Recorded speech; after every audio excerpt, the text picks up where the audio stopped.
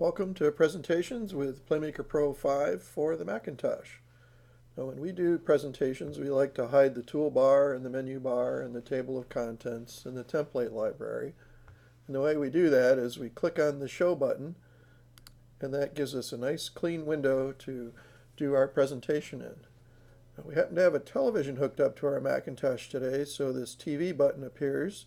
And if we click on that, that enables the television as a secondary display, and what we do here on our Macintosh will show up on the TV as well. Now, when we're giving a presentation on an attached display like the television, we can record that presentation and save it as an MPEG-4 video file. So let's record our presentation today. So, welcome to Presentations with PlayMaker Pro 5 for the Macintosh. Today we're giving our presentation using a Macintosh and a television, and we have a cable between the Mac and the TV.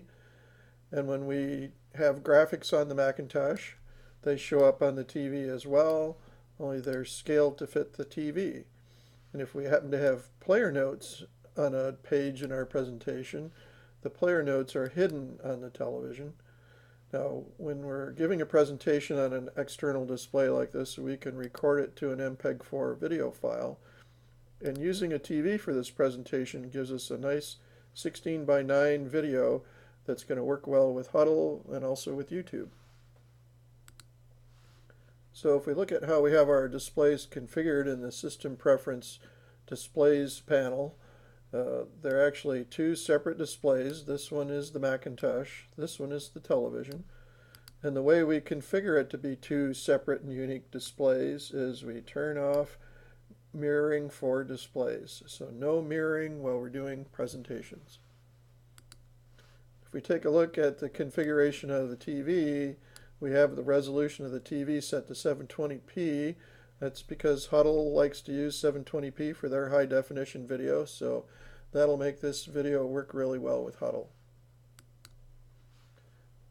Now, when we do presentations with PlayMaker Pro 5 for the Macintosh, we can display our drawings without the toolbar like we're doing right now.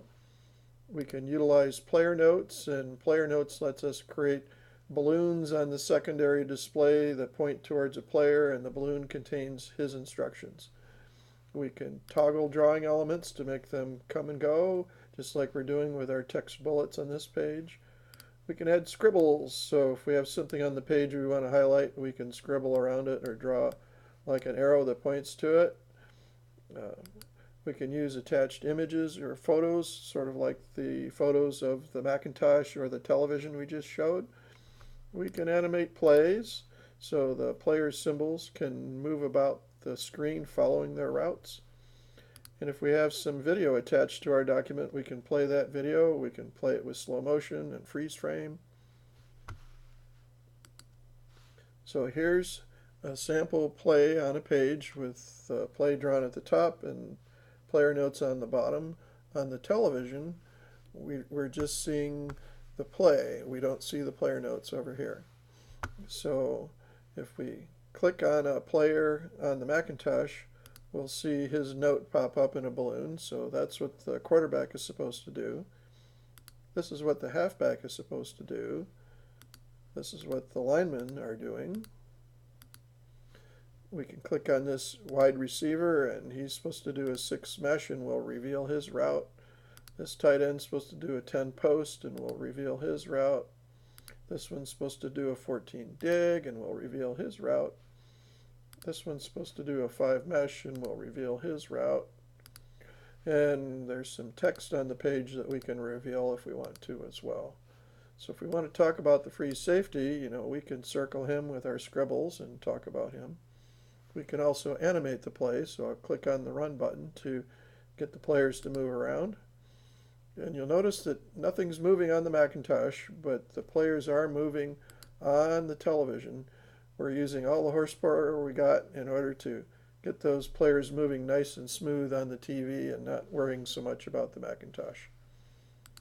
On the next page, we have another play, and we can animate that play. It's a little more elaborate than the play on the previous page. We also have some sample video in our sample presentation. Um, this video is shown full screen on the television, and any graphics on the page get centered on the screen. So on the TV right now, we've got full screen video, and it says Celine versus Rockford right down the middle. So let's play the video. Then we can stop the video right here. We can draw some circles around these guys and talk about what they might be doing. We can freeze frame backwards, freeze frame forwards. You can see the ball moving across there. And we can finish up with the play in slow motion.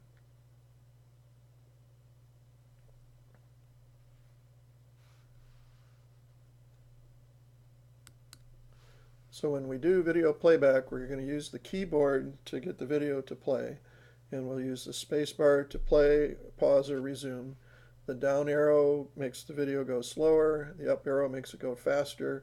The left arrow takes us back a frame. The right arrow takes us forward a frame. And the home key will rewind the video.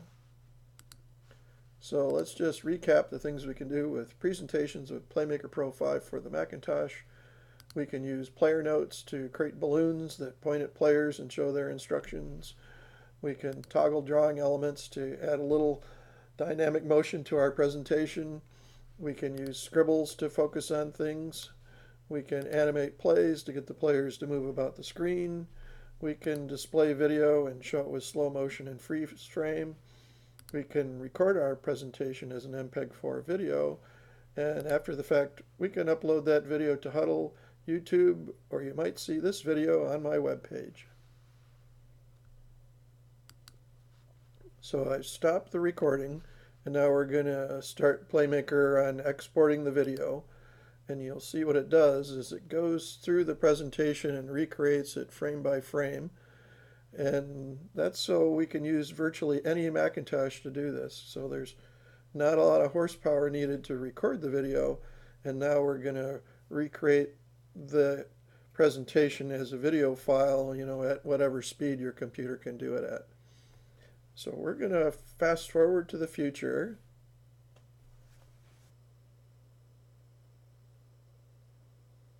So PlayMaker is just about done compressing this video. And now it's going to ask us for a name for the video. And we'll save that. And we're done creating our demonstration video for PlayMaker Pro.